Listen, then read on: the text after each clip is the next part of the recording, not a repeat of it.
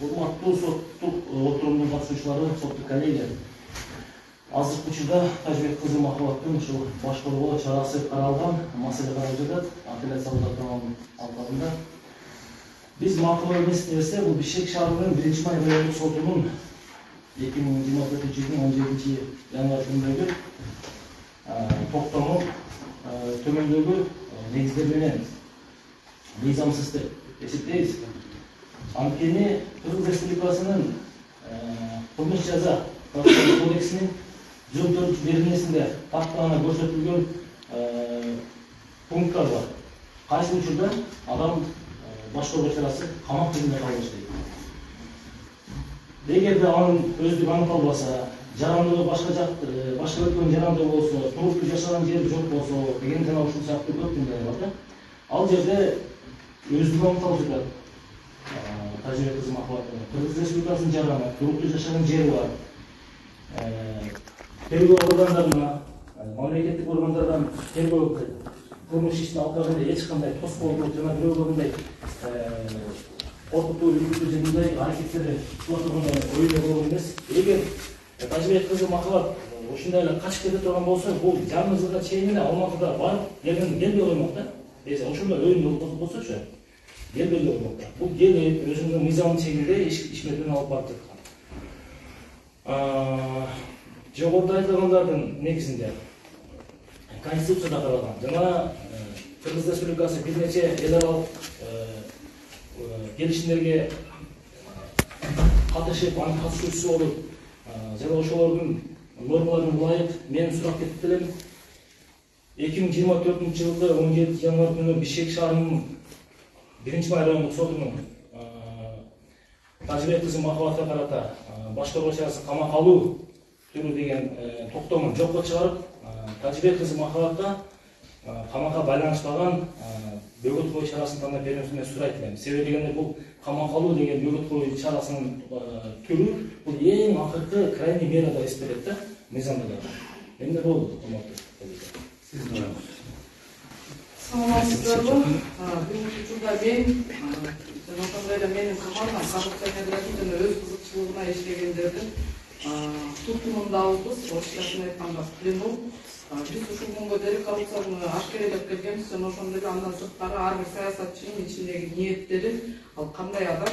Бүгүнкү күндү мен сыймыктануу менен кабыл алам, сүйүнүч менен. Анткени бүгүнкү күндө биз ушунча жыл бою, 30 жыл бою элди популизм менен алдап, эки жүздүүлүк менен иш алып барып келаткандардын бетин ачып таштадык деп ойлоймун. Анткени эки тоонун башын эңсеп, бирде карасаң Европанын өзү аттанса, бирде карасаң Кайсанын иши кылып, эки тоонун башын самап жүргөн бийликтин бетин ачтык. Ошол учурда октябрь айында мындан ары Кыргызстанда коррупция, криминал жана ошондой эле башка жаман нерселердин баардыгы болбойт деп айткан. Хорошо дедик дагы ошо коррупция Матраимов, Көлбаев менен байланышы бар саясатчыларды жана ошондой эле аркалуу нерселерди биз ашкерелеп чыкканбыз.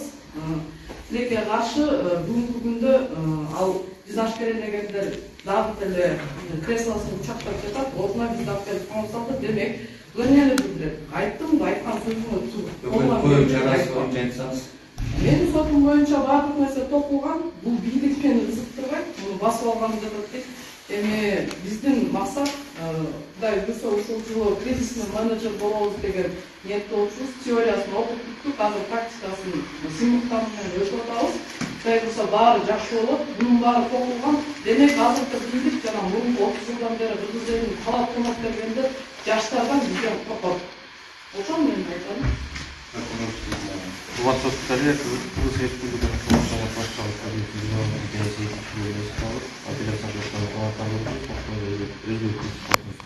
Эми айыптар боюнча саат танк 6-да келишти. Баягы башка журналисттер келип байкай калсын деген үмүт болуш керек. Мындайча айтканда ууруу болуп келишти бизге. Бирок ошентсе дагы мен сезип аткам, анткени акыркы күндөрү биз баягы чындыкты таамай тактыдан айтып баштаганбыз. Жана ошондой эле булардын жанагындай былык ыплас иштеринин баарын ашкерелегенбиз. Андан сырткары өзүңүздөр билгендей эле бүгүнкү күндө Кудай буйрса бул бийлик Бакиевдин кол алдында иш алып барат экени дагы аныкталды. Анткени чу дегенде эле биз ошол Акылбек Жапаровдун Көлбаев менен байланышы болгондугун чыгарганбыз. Аны биз эле эмес, ал жерде башка дагы депутаттар ошол ЖМКлар. Андан сырткары ошол эле Белоруссияда биздин коллегаларыбыз Бакиевдин Салиев Закир болуп алганы тууралуу жаңы ИНН сатып алган, ошо кыргыз элинин ошол ИНН үчүн коркуктун айынан сатып алганына алмаштырып ийгенин ашкерелегенбиз. Ошол Бакиевди ашкерелегенден баштап эле үйгө дери булар келишип, аңдууларды жасап башташкан. Жолдордо бизди тартып алуу ар кандай ушул басым кысым аңдуу тинтүү ушул иштери башталган. Ага чейин өзүңүздөр билесиңер, Надира Нарматова дагы аны мен коммунист эмесмин деген сыяктуу эле, ал капиталист окшойт. Ошол эле Матраимов менен болгон байланышын биз ашкерлеп чыгарганда, анын башка дагы баласы ошо таможняда иш алып барат экенин, кызы Матраимов менен байланышы бар экенин аны да ашкерелегенбиз. Ошонун сырткары Улан Ниязбеков тууралуу да көптөгөн ашкерелерди жасаганбыз. Биз деле эмес, ошол күнү кармаган учур биздин источник Алексей Гаврилов дагы алып келишиптир.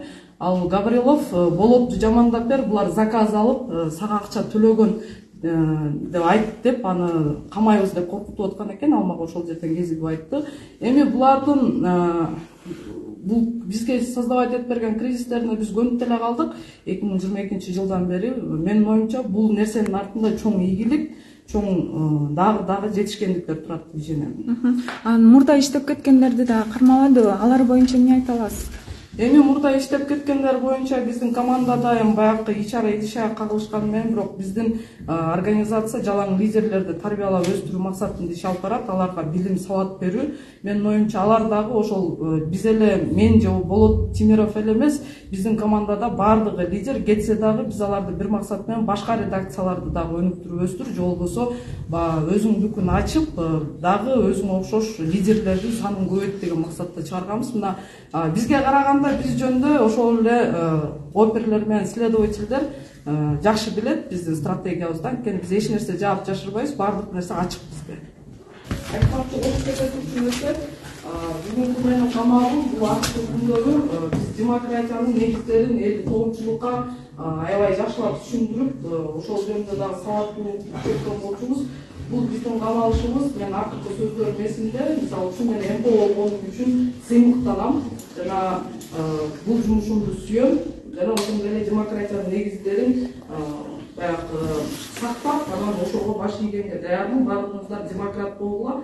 МПО жаман эмес, анткени Советтер Союзунун учурунда дагы азыркы нынешний МПОнун ролун ошол эле Советтер Союзунда кулакка тартылып кеткен, Кыргыздын аймактагы аткарып келген, биз болгону ошолордун жолун улап келе жаткандарданбыз деген да сөз.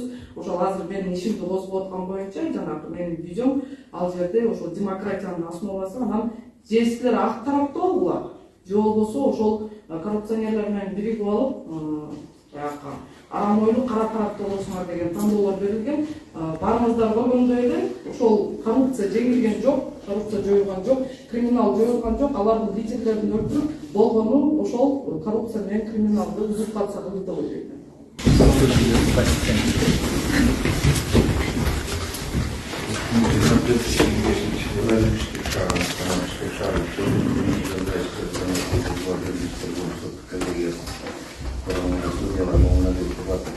В качестве Шукурова, по-моему, человек, материал коллеги Кыргызстан конституционал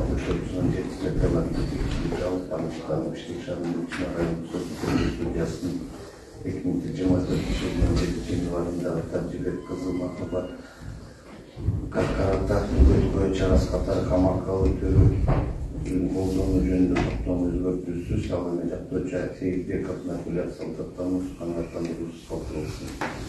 Чечим боюнча эмне дейсиз? Баары жакшы, значит, чистый мыкты кризисне менеджер болобуз, топ пойдем. Буюрса жакшы, канаттандыралык деп айтып койсом болот. Буга чейин инфаркт алгам. Чындап эле бул жака келгеним менде эмнегедир кан басым жогорулап атат. Бул абакта кан басымды төмөндөтүү менен гана алып болот экен. Ал эми дарылоо бул жакта жок. Эгер чыксам буюрса ошо дарылоого да барыш керек да. Ал эми биздин соттук коллегия кандай чечим кабыл алат, эми көрөбүз буюрса. Анда орточойда шарт боюнча Эми түрмө деген абак деген абак экен да. Кээ бир адамга сабак экен.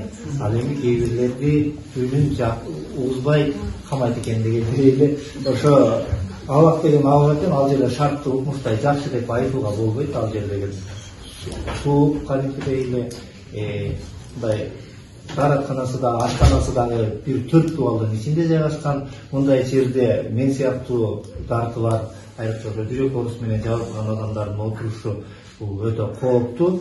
Анан эң биринчи кезекте менин өзүмдүн ден соолугумдан мурда дагы менин боюга жетелек, жашы жетелек 3 баламдын абалы көбүрөөк ойлондуруп турат. Эгерде биздин өлкө ошо балдардын келечеги, балдар үчүн кам көрөбүз деген өлкөлөрдөн болсо, анда мени бүгүн ошо үй камагына болсо да чыгарып туруш керек. Чындап эле мен эч жака качып кетпейм, балдарды эч жака таштабайм. Ушул жерде кайсы күнү чакырса келүүгө күндө даярмын. Сиздердин дагы ушул жерге атайын келип, көңүл бөлүп, сурап турганыңыздар үчүн терең ыраазычылык билдирем. Бардык коллегаларга салам айтыңыздар.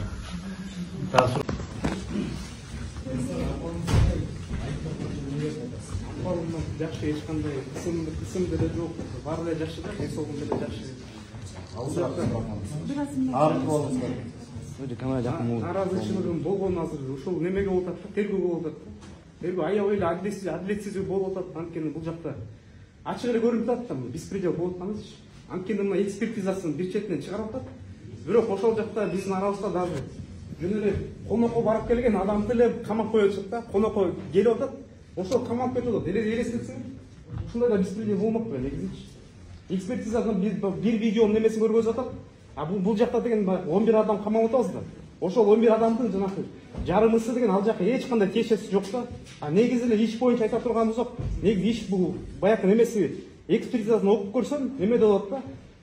Мындай кылышы мүмкүн, кылмыш кылышы мүмкүн деген эле эптеп эле бир божомолдоо экен да бүт барычы. Эч кандай так эч нерсе жок бул жактачы. Биз деген баягы масак башамандык уюштуруп же үйүбүздөн баягы курал жактарды тапса бир жөн, акчаларды тапса бир жөн, эч нерсе тапкан жок. Биз көчөгө чыгып же эмне биз элди бар дүрбөлөң кылып немеге чыгарып атабызбы, аянтка чыгарып атабызбы? Же бийликти басып алууга деп атабызбы? Барысы сурак болуп атабы? Жок, буга чейин сурак болуп элек. Мен эч жака чыга электим да, арабызда чыгып келгендер болду суракка. А Бишкек шаардык эмесинде эмнеге кармап жатышты? Айттыбы сиздерге? ИВС ал неме баягы документтер толукталсын, ошондо неме жүйө менен кармап турушту да. Сурак болгон жок ошол учурда? Жок, сурак болгон жок. Ошондой болуп атат да, бул баягы журналисттер дагы, баягы элдер дагы мындай түшүнүш керек да, мындай көрсө деген баягы мурда деле ойлоп жүрчүмүн негизичи. Баягы өлкөдө мыйзам иштейт го депчи. Анан баягы ушул иш өзүң башыңа түшкөндө баягы түшүнөт экенсиң дачы. Баягы укук коргоо немеси системасы бизде такыр эле мындай сот системасына неме деп атпайсызбы, баягы реформа деп. Президенттер айтып жүргөн да буга чейин реформа болсун депчи. Бирок азыр реформанын эч кандай байкын эмеси жок да, көрүнбөйт реформачы. Кайра эле баягы эле эски эле сценарий менен эле баарын эле баягы дежурный эксперттердин эле чыгарган корутундусу менен эле бүт баарын окшоштуруп эле камап атышат да. Тыныстан четверг күндөн бери мына коргоо чарасын карап атат сот. Сиз кандай чечим күтүп атасыз? Эми алдын ала белгилүү болуп калды, биз камакта калтырат булачы. Жөн эле баягы 1-2 адамдын эле немеси болуп атат да, баягы заказын аткарып эле камап атышат да. Эми баягы сот бийлиги баягы өзүнчө өз эркин көргөзүш керек негизичи. Бирок буга чейин эмелер жамандап келдик соттордучу. Ооба силер баягы заказ аткарып атасыздар деп. Бирок азыр деле ошондой болуп атты. Азыр деле ошол эле заказдар аткарылып атат. Эч кандай өзгөрүү жок да. Мындай акылга сыйбайт да, укмуш мындай таң калып деле уже. Бияқта прокурор отуруп, адвокат менен камсыз болгон деп айтып атат да, штамповочно. Болду беле? Кайттан Мына бияқта отурган адвокат азыр четвертен бери камсыз болгон деген сүйлөмдү айтып атат да. Камсыз болгондо бул адвокаттын бар негизичи. Жок, кармалган күнүчү. Кармалган күнү жок, кармалган күнү адвокатыбыз келди, демекечи тергөөгө. Ошо суракка келди ол.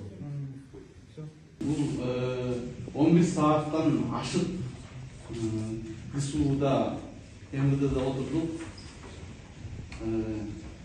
Анан сен кетип каласың же тергөөгө каршылык көргөзөсүң дейт. Тергөөгө каршылык көргөзүп же кетип калганда мен башка өлкөнүн жараны эмесмин. Мен Кыргызстандын жараны. мен башка өлкөгө чыгып кетейин деген же болбосо тергөөгө каршылык бергөзөйүн деген оюмда да болгон эмес. Мени бул абакка отурулган бул мыйзамсыз деп эсептейм. Бул сөз эркиндигине болгон басым деп эсептейм.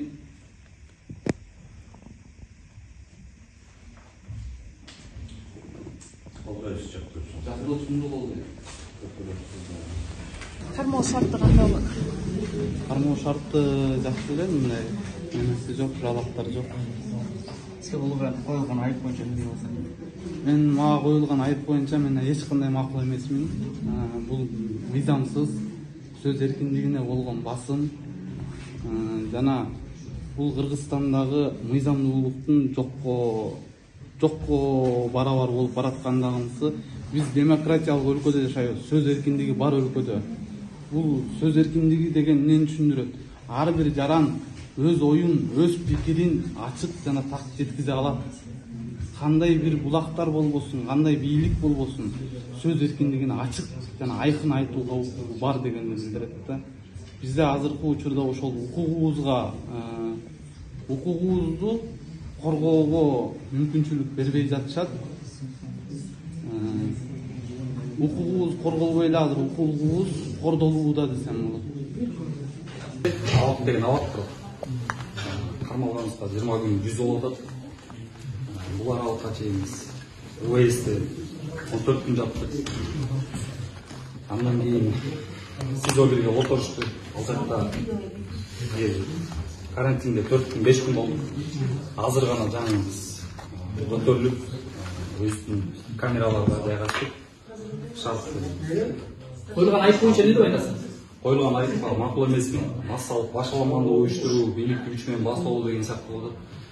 Биз журналисттер андай ишке акыры мен кармалган 20 күн болсо дагы ушул ойлоп аткан айыпка мен эч түшүнө албай атам да, кандай бул бизге ойлоп аткан айыпкачы. Биз мисалы журналистпиз, биз коомдо болуп жаткан бардык көйгөйлөрдү чагылдырып, ошону элге жеткирип турган адамдарбыз да. Мындайча айтканда бийлик менен элдин ортосунда көпүрөбүз биз. Бийликке ушул жакта бир коррупциялык схемалар болуп атат, мыйзам бузуулар болуп атат деп биз бийликке коңгуроо кагып турган адамдарбыз. Анан биз кактагы максат башаламандыкты уюштура турган адамга айланып калдык. Мен аны такыр түшүнө албай атам азыркы күндө. Темиров лайфта канча убакытта иштегенсиз, ошону айтып койсуңбу? Темиров лайфта мен жалпысынан 8 ай иштеп кеткен. Азыр учурда Нурпресс Мамат борборунда иштейм. Ал жакта иштегенине уже жарым жылдан ашык убакыт болду. Тергөө иштери болуп атабы? Тергөө сурак бардыңызбы? Тергөө иштери уланып атат, бирок мен суракка чыга элекмин.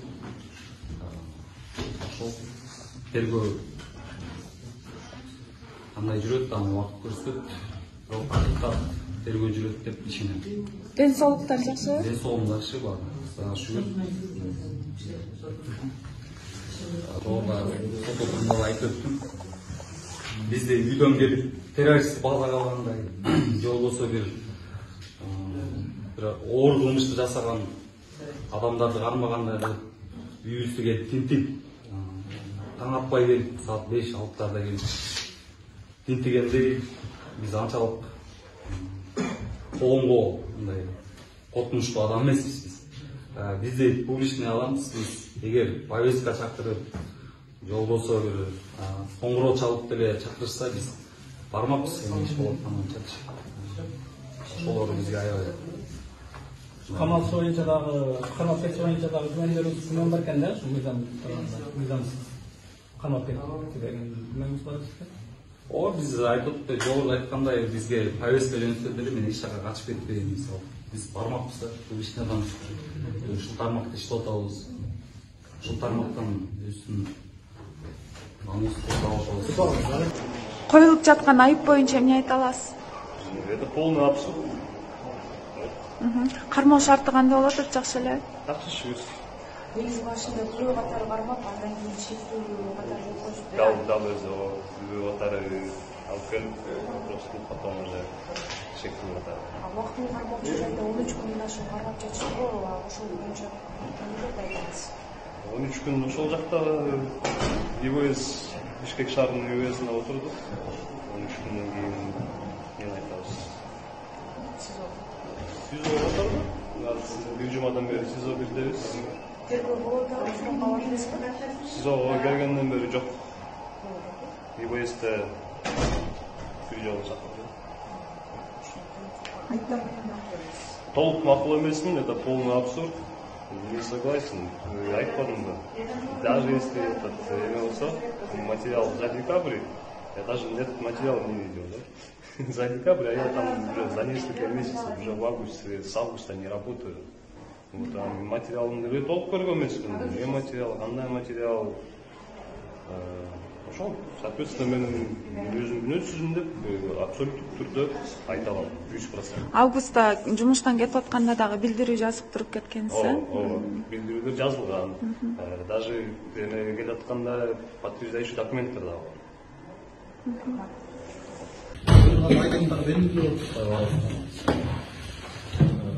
Адилетсиз, мыйзамсыз, түбөлүктүү эч нерсе жок чындыгында. Бүгүн мени камап жаткандар эртең күнү сөзсүз жолун алат, буга бир гана Аллах күбөр.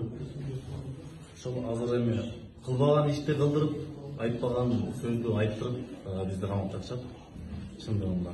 Бул да болсо сөз эркиндигинин артка кетпес тегереги жоголуп аткандын белгиси.